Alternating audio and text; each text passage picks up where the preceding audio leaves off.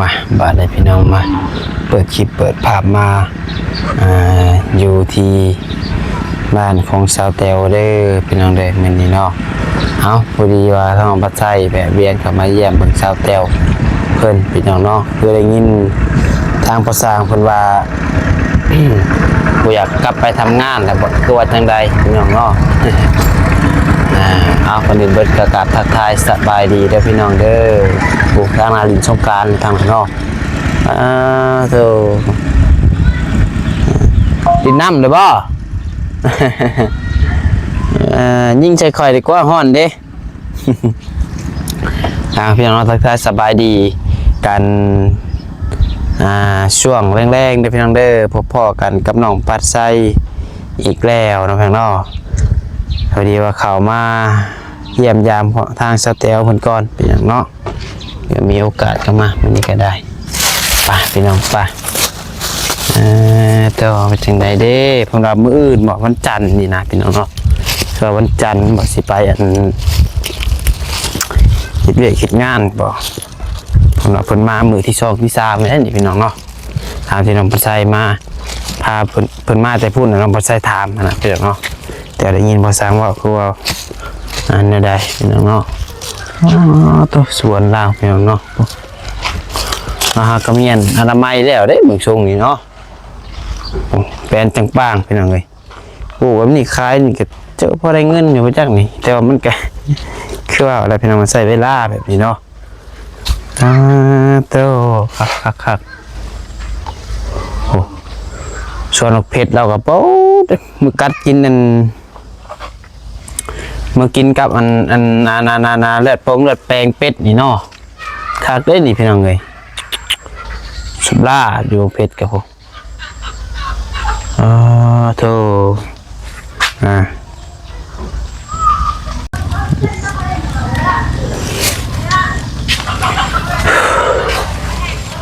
ฮอน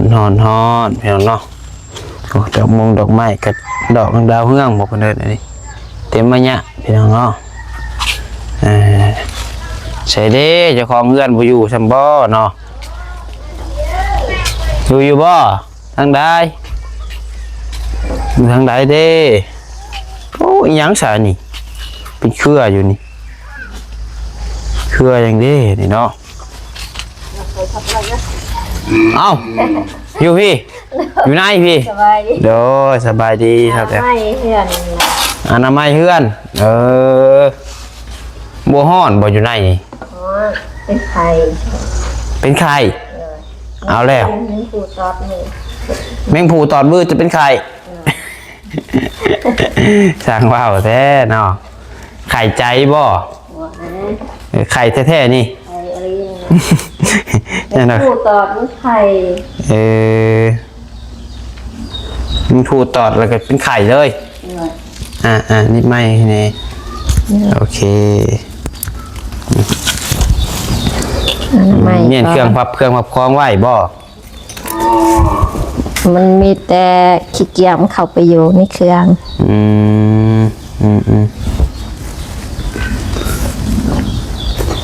ใช้ลูกชายไปใช้อะไรกินไปลินแล้วไปลินเพื่อนไม่ตุข้างได้หากระเมียนแล้วบ่ทางนอกนะทางหญ้าทางหยังบ่ยังบ่ทันแล้วเลยมันห่อนแล้วก็เลยเข้ามาในแต่ว่าทางนี่แล้วที่เลยทางแล้วล่ะมือนี่เป็นมือที่เท่าไรเลยมานี่3มื้อนี่บ่มือที่3เลยบ่เลยแม่มันโทรถามว่าเป็นอะไรคือเห็นมือใครแม่อยู่ห่านนั่นแหละเพิ่นเป็นห่วงบ่หนาจะนายนะโดยแม่เพิ่นน่ะเลยว่าบอกเพิ่นว่าลูกบ่สบายแมงผูตอดเลยเป็นไข่แต่เมื่อคืนไข่แต่วันเนี่ยตอด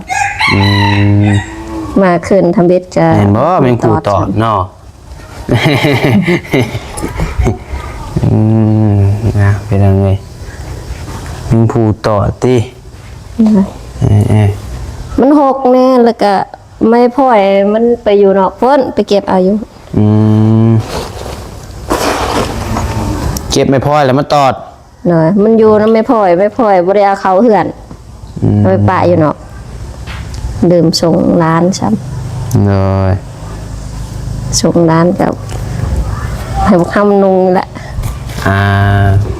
มือนี่มือที่3มือได้เมื่อสบายดี ไม่รู้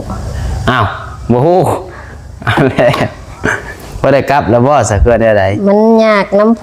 อแม่แหน่เพิ่นเวียกเพิ่นลายยามเขาเจะมีดองมีงานแล้วเพิ่นไปบ่ได้มันยาก อยากเพิ่นเงินก็บ่ทันใช้เพิ่นแน่แหละ โดย กว่าเฮาสิหมดเดือนก็เฮาสิได้ เงินกับบ่ทันใช้ น้อย คือว่าง่ายๆความหมายคืออันแบบใดอันมันมีเวลาลูกหายบ่ ก็ประมาณนั้นหั่นแหละเวลาเพิ่นเอาลูกตัวละยามมีเวียกมีการนำหมู่นำบ้านนำเมืองเพิ่นไปบ่ได้สินะ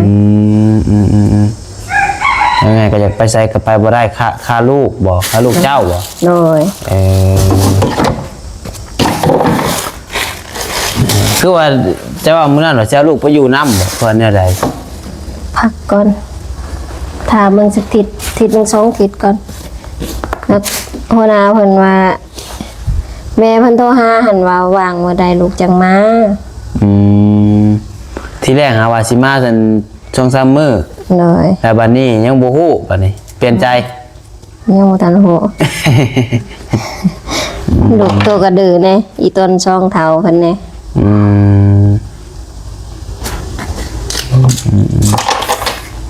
ที่แรกครับเพิ่นว่าสิเอาลูกไปอยู่เฮ็ดเวียกนำเนาะแต่บัดนี้มาอยู่บ้านแล้วบ่แม่นนั่นบ่ มาแบบมันข้อให้เรามาเห็นบ้านเห็นเรือนเนาะ มันหกมากแล้วก็ บ่อยากกลับไปเฮ็ดเวียก เขาจนเป็นขู่หน่อยมันหนูมันกินแต่สิได้เขาค่อย ข้าวยังเหลือฮะ เลยเขา หนูกินเบิด ก็กินได้ประมาณขู่หนึงนี่แหละ โอ้หอนแห้ง ปล่อย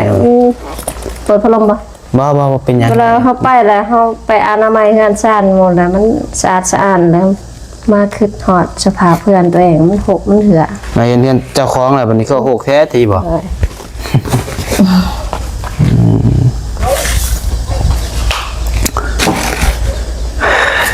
เอาง่ายๆก็คือ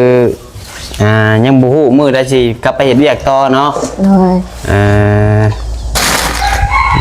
มาพักผ่อนก่อนจะว่าแล้วสงกรานต์ผู้จักวิสงกรานต์ผู้จักบ่ เจอแล้วสิได้ไปจากว่าอยากน้ำหลูกน้ำเต่านี่แต่ก็บ่ค่อยแข็งแรงเลย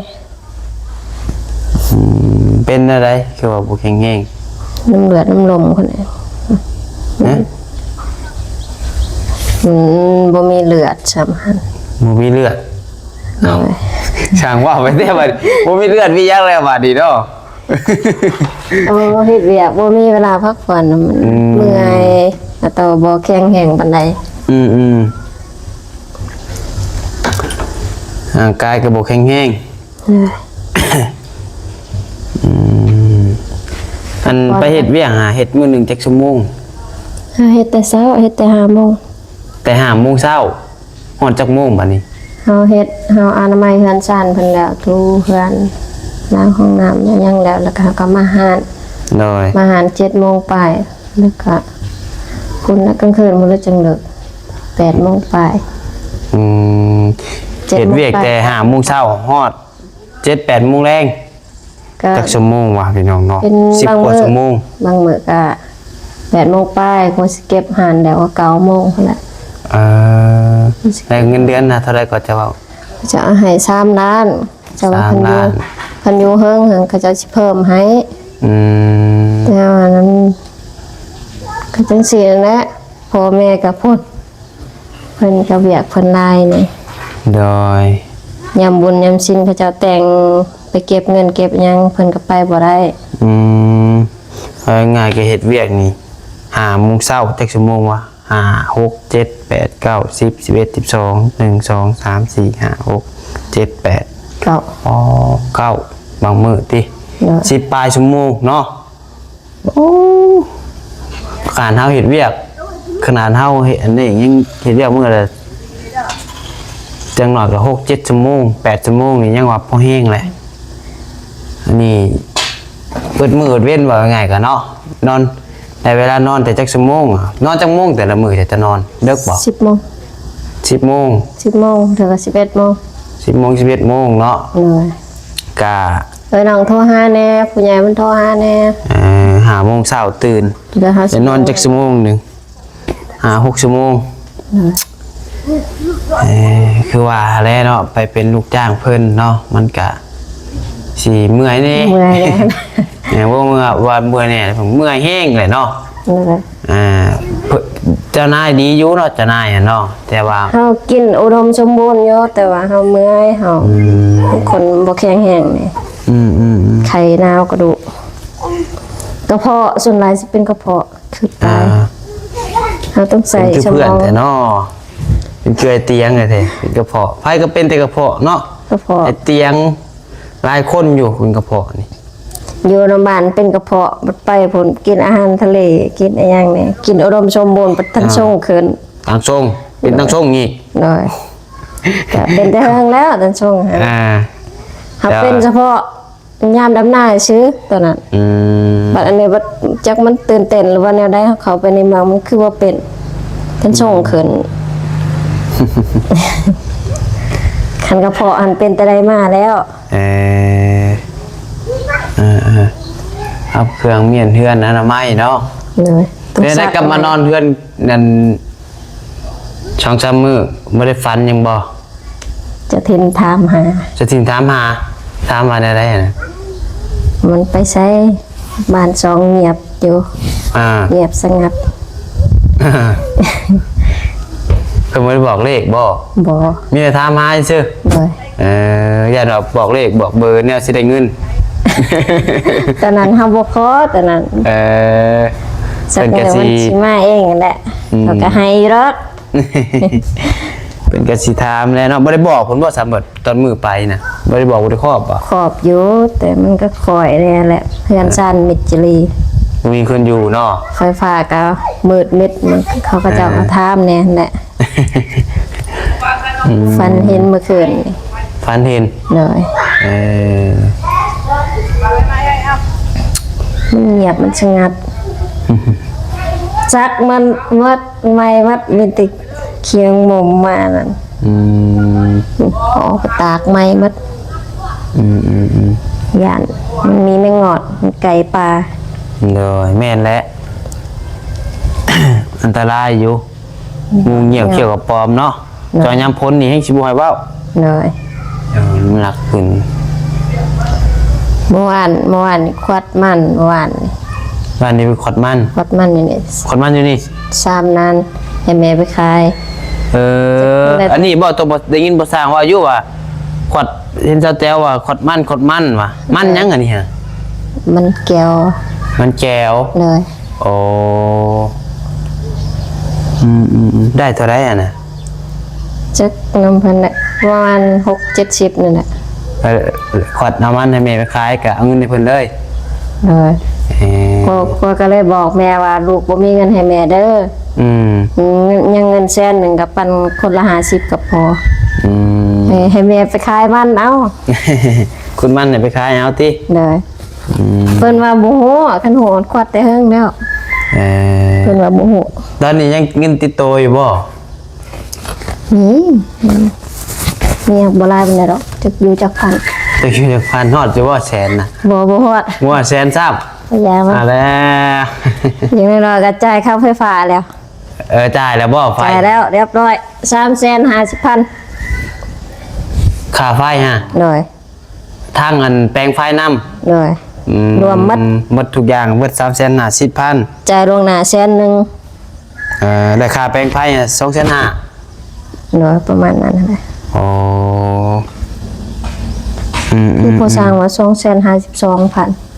อ๋อ คือมันเพิ่นเอาเงินเพิ่นเติมเลย พอสร้างจ่ายให้น้ำ หน่อย ถือว่าฟืนไฟก็ได้ปกติบัดนี้เนาะ ปกติแล้ว เออ ปกติแล้ว นี่แหละสบันนิยายเป็นตัดอีกเลย โดยพยายามมันแหละ กันบ่มีก็บ่มีอีหลีกับและหายืมน้ำหมู่น้ำผสมประสางหั่นแหละ โดย ว่ามันค่าไฟมันก็บ่ได้แพงปานใดนะพี่น้องเพราะว่า 30ปลายพัน 30เป็น 37 กีบ 37 อย่างน้อยกับ100 บาทซะเนาะ เนอะ หลายๆสูงๆเพราะว่าเพิ่นก็บ่ได้สู่ใช้มีช่างลายพี่น้องหลักๆก็คือไต้ไผ่พัดลมก็บ่ได้สู่เปิดซ้ำบ่ โดย หลักๆก็คือไต้ไผ่อย่างเดียวนั่นแหละ ตู้เย็นกับได เาะ น้ำ อืม แล้วก็ดอกไฟดอกนึง น้อยก่อนมันสิบ่แพงคือเฮือนจุเฮาบ่เว้าเฮือนเฮา จัก เดื แอ อน ร์ หนึ่ จั ง กหยังนะ เดือนเดือนหนึ่งแอร์หน่วยเดียวเพื่อนบริจูอยู่ตอนเว้นกะน้องเขาก็ไปโรงโรงเรียนพ่อแม่ก็อยู่ห้านขายเครื่องยังเงิน4-5 แสนบางเดือน2-3 แสน โดย อยู่ห้านให้กระเต็กช่วงหนึ่งครับป้อ6-7 แสนขาภัยโอ้ว่ะ เอาน้ำกิน เอาบ่เป็นหยังเอ้ยบ่เป็นหยัง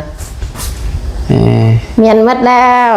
เนอะ แป้นมันละเฮือนสั่นยังแต่ทางนอกบ่ได้หยังอยู่ แฟนอยู่เนาะ โดย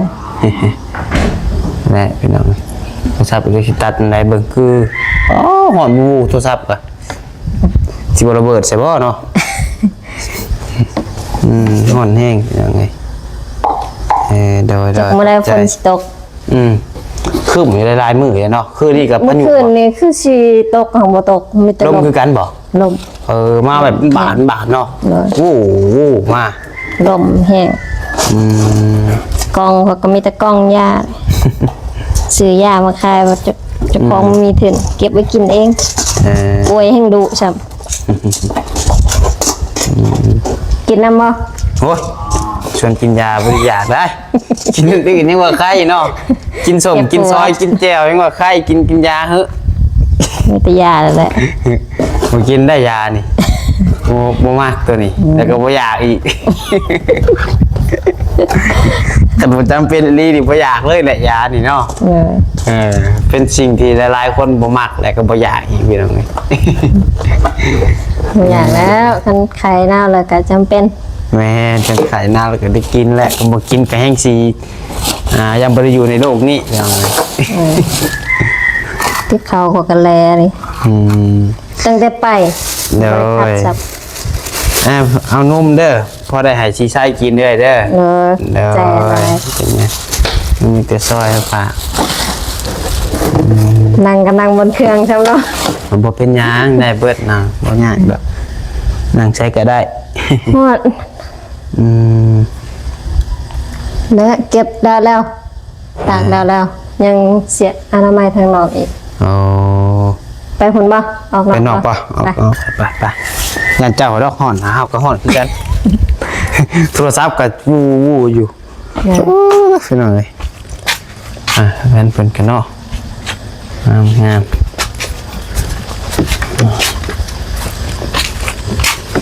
อนามัยกับแปลนน้ำแล้ว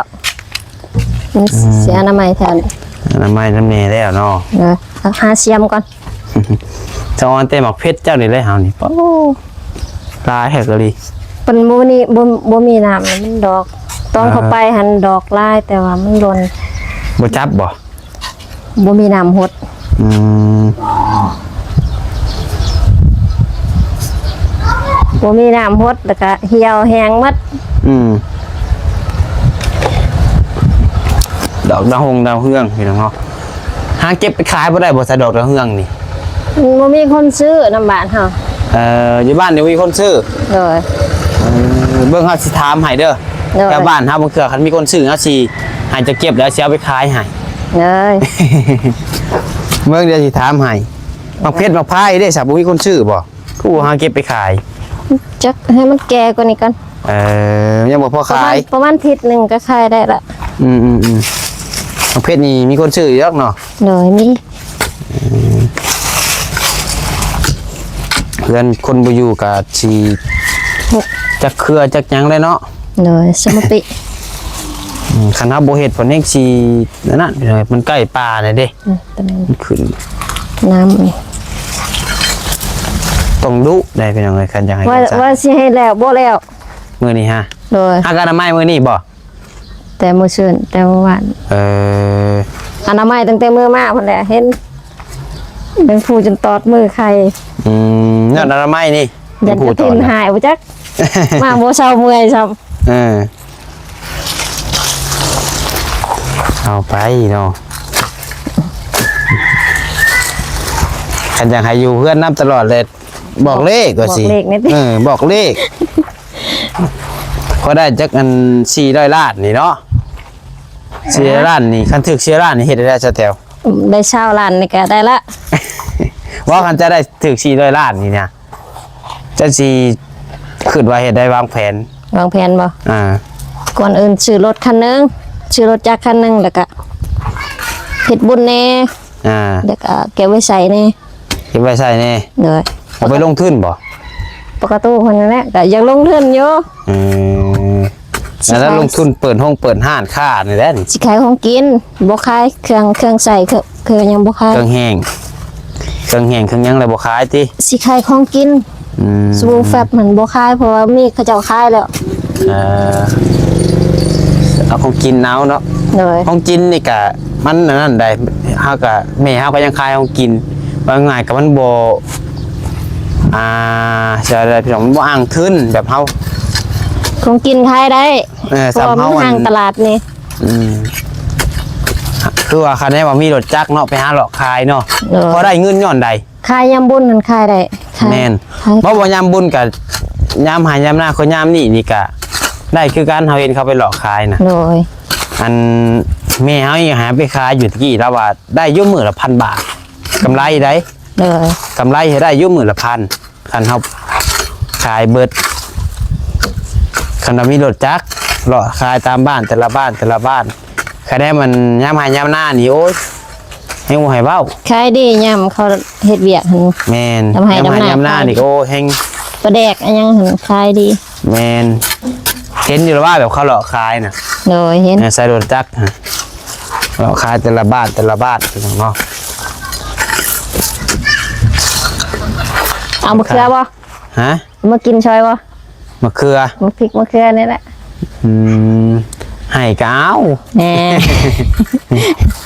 ง่ายไปอันอยู่ห้านให้กันขายเครื่องขายของกินขายลาบ เลย เรียกไปให้แขกคน เลยมะพริกนี่แหละ กัด กำลังกัด โดย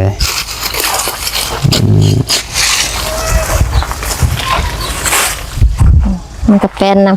บันนั้นก็มาแป้งตัวนี้ แป้งตัวนี้ นี่เป็นควายบ่ ดินมันแน่นดินมันเจ็บคันเขาบ่ไปใส่ปานนี้เขาคายได้ลายแล้ว คายได้มันพริกมะเขือ แต่ว่าหาปลูกแบบนี้นี่มันใช้เวลาเนาะ เด้อ เพื่อมันชิ้นใหญ่เพื่อมันชิ้นนั่น น้ำบ้านนี่คายได้ของกินพริกมะเขือนี่ได้ มีอยู่ช่วงหนึ่งใหญ่น้ำบ่ทันอันเลาะน้ำบ้าน เบิดบ่ โดยเบิด เออ ผู้ขายทงหาพันเขาเจ้าขายอยู่ตลาดอยู่อย่างหันทงชิป แล้วคันคือว่าวหาแล้วว่าคันเฮามันมีรถมีล่างนี่ก็มันเป็นสะดวกสบาย เออ หาหล่อคลายเครื่องหับขนม ก็ ข้าว ร ต้ม ถก็มีอยู่แต่ว่ามันเป็นรถถีบ รถถีบไปผ้าฮะ บ่รถถีบนี่แหละ ล่าฮะ เลย เออ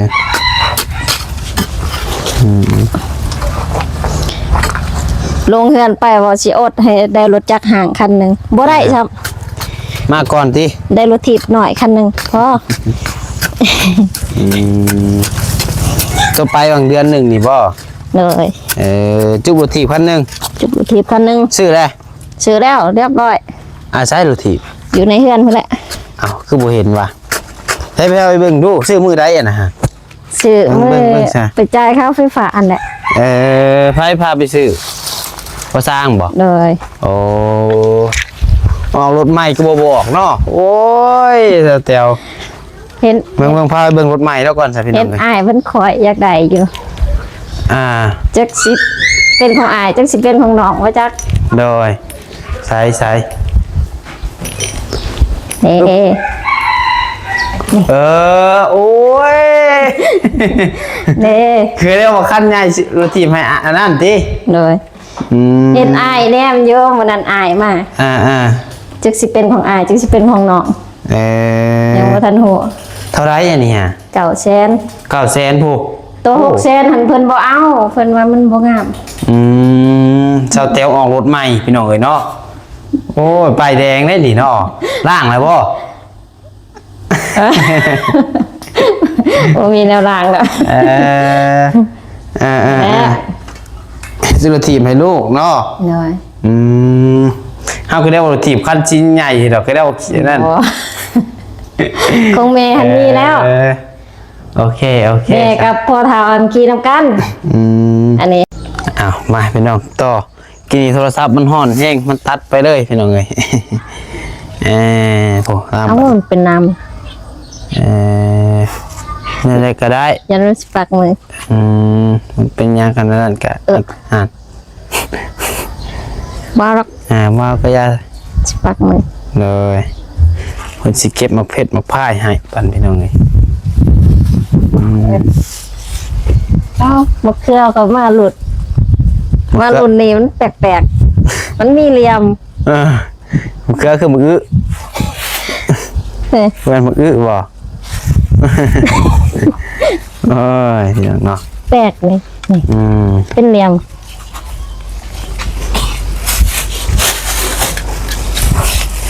นะ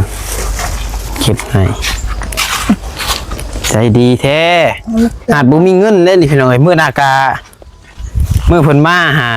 เอาเงินถามน้องบ่ใส่อีกว่าเอาบ่เงินใส่น้ำมันวะโอ้ว่าสิมันใจดีแถวอ่ะก็ได้ว่าเพิ่นมีเงินหลาย เอาเงินให้น้องบ่ใส่50,000แล้วก็ให้อีหลีได้พี่น้องเอ้ยเพิ่นน่ะเถื่อน้องบ่ใส่บ่ได้เอาส่งเพิ่นคืนเป็นหายใส่น้ำมันเพิ่นว่า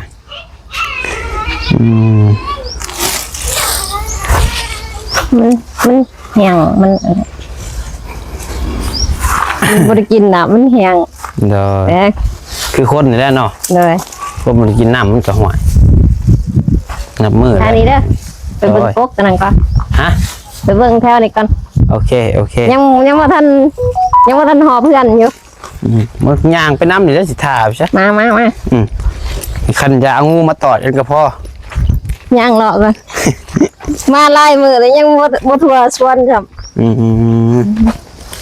ปกลาย เจ้าของยังไปเลาะเบิ่งติต้นม่วงยังอันนี้ฮะ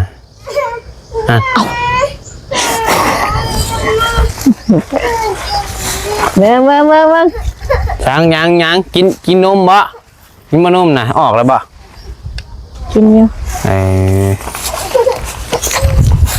เบิ่งอ่ะ รถพึ่งค่า เอาบ่มัน ฮะ เอามันบ่ ว้าวมัน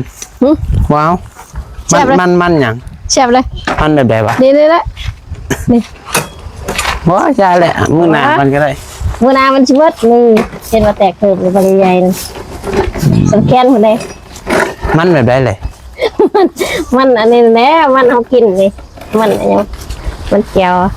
แล้วเอาเสียมมาก่อน ได้แล้วเอาแต่บักเพชรกับบักเขือก็ได้ อยากให้นี่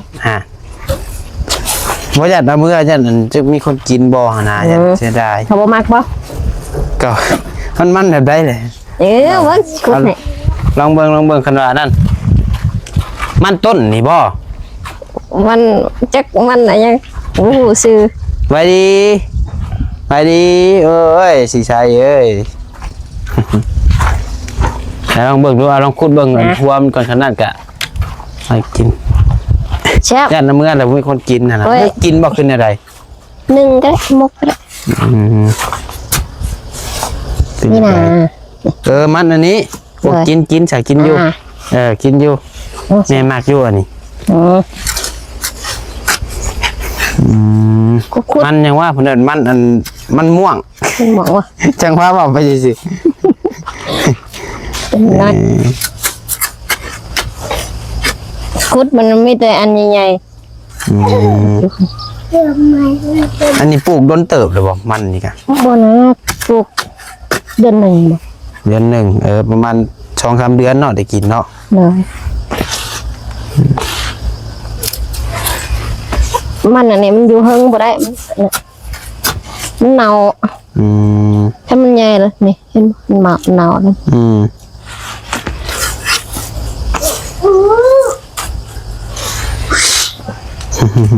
เอาถุงยางไปด้วยเอาถุงยางไว้ถุงยางเบาเอามาเอานมมาไว้ ใช้น้ำกันก็ได้เป็นยังไงใช้น้ำกันกับนี่แหละเมื่อยังสิล่างอยู่แล้ว เวลาเนาะ แม่น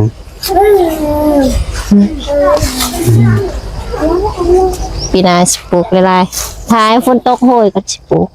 ปลูกมันในนี่บ่ ปีนี้เขาได้หลายอยู่ได้หลายแสนอยู่แต่ว่าขายแล้วซื้อบ่ได้เฮาบ่ได้หาเงิน อืม ขายได้แล้วก็ซื้อเฮาคิดว่ามันมีจังคิดว่ามันต้นเนาะมันต้นก็มีเนาะ เลยเชียวเพิ่นยานดับแนวก็เลยเล็บปะไว้หั่น อืม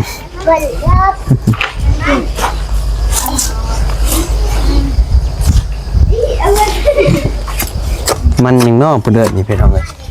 มันบ่ใช่กับหูแต่ว่าแม่คือสิกินอยู่มันเด้อเอาไปหนึ่งคือเอาไปจีเนาะ จีบหมกสี หมก เทาใช่คันบ่เอามื้อนี้มื้ออื่นมื้อละหมด เมิดเหรอไปขาย แม่ไปขายหั่นเขาเจะถามหาอยู่บ่หมดแล้วบ่ อืม มาไม่เฮ็ดให้มา หยังเอาพี่ไว้เอาพี่ไว้ มาไม่เฮ็ดให้มาไว้ อืม ไว้ เดี๋ยวเรา นี่มากินนมนี่เปล่าเอานมมาให้ไว้ อ๋อก็ได้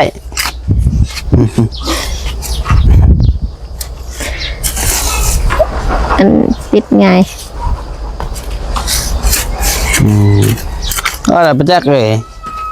อย่างนี้ เอาไปจักมันเมื่อไรมันได้อะไรก็ได้ยัน นี่ตัวนี้ป๊อบโถปกใหญ่ๆนี่ดินแตกกันสิว่าจัง คันดินแตกไปใหญ่เลยบ่ แตกแล้วอย่าว่าดินแตกกันสิลองไว้ เขาเอาปลูกเอาคุดบ่ตอนเอาปลูกนี่ คูณ คูณขึ้น โดยเบิ่งเด้อ อืม มันแตกตัวว่าจักคือสิใหญ่เนาะ นะ มื้อปะบนว่าสิมาแหว สิมาเล่น มื่นเราก็มาแล้วมื่น เลยคอยหันปลูกร่องซื่อๆว่ามันสิเป็นบ่ เออ เชียวเพิ่นว่ายานดับแนวปลูกมันไว้ให้แน่ อืม ปลูกบ่ แต่ ได้ แนวมันดับ เลย อืม เชียวบ่บอกบ่ฮู้ครับ เชี่ยวใช่น่ะ เชียวแหละเชียวไม่ห่างไม่หมายกัน เออ แม่น้องตูน อืม ยังไปหมายยังไปบ่ฮอดเชียวอยู่ อืม ไปเมื่อวานในพาวไปเอาหัวนมให้ลูก น้อย